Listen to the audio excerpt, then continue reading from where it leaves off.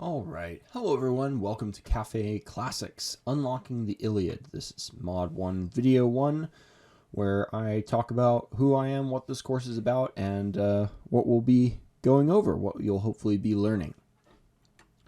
So, the Iliad is one of the oldest books, one of the oldest stories we have written down. It's not the oldest book of all time in all of humanity. That honor belongs to the Epic of Gilgamesh.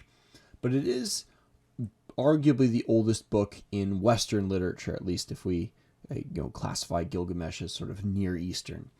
It's also one of the most influential books in history. It's had deep influences on art, not just in statues and paintings, but in how we tell stories. And what we consider beautiful within art. It's had a profound effect on language, which we will be going into a decent amount in this course. And it's had a profound effect on religion in Western culture, not just the pagan stuff, but also on Christianity, something we're not going to talk about a ton, but which I've written about elsewhere.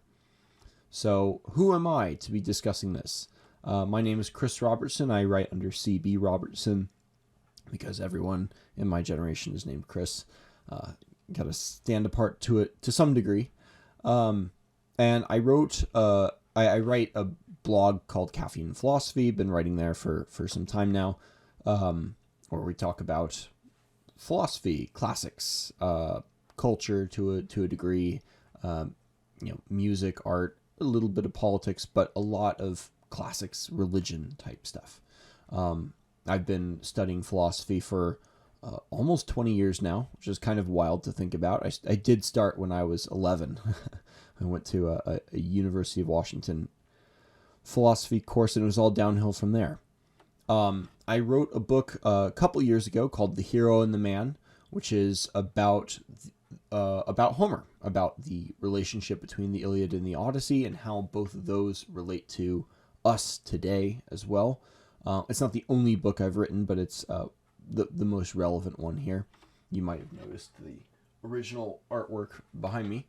And you can contact me about questions about the Iliad or the Odyssey or Homer or this course at caffeineandphilosophy@gmail.com. So what are the goals of this course? The goals of this course, what it is not is a comprehensive overview of the Iliad.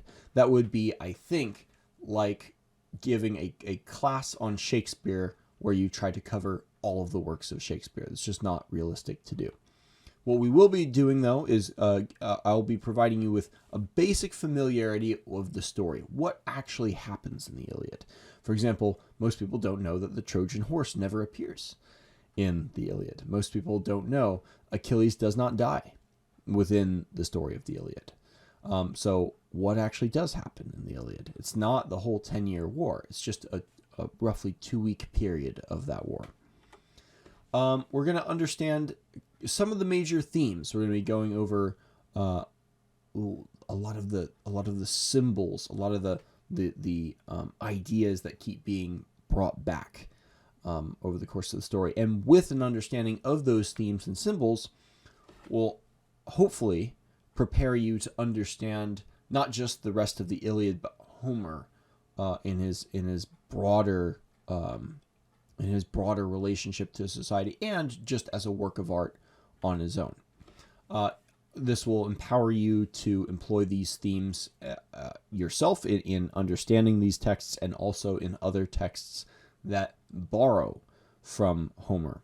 We'll be touching on that in a video shortly here. But also, finally, just to enjoy Homer.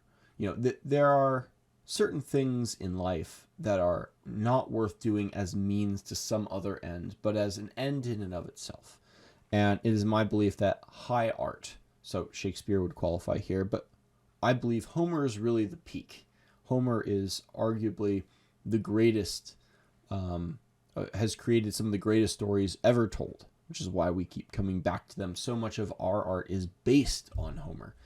And if you can enjoy Homer yourself, you're tapping into something that is deeply and profoundly worth doing. And what better use of time is there than that? So this course is hopefully a starting point for you, a starting point in understanding and appreciating Homer and the Iliad in particular. But I'll be providing additional resources on the blog at caffeinephilosophY.com/unlocking_Iliad. We'll be doing character maps, key concepts, glossaries, things like that. Maybe a worksheet or two. But I encourage you to take your own notes. There's tremendous value in writing things down with your own hand. So I really encourage you to do that, to have a sheet of paper, or even a notebook handy while you're going over these videos. Write down things that stick out to yourself. You'll also want a copy of the Iliad. If you can't get your hands on a paperback version of Fagles or Lang or Lattimore, those are all great translations. There's a very good old translation that's in the public domain.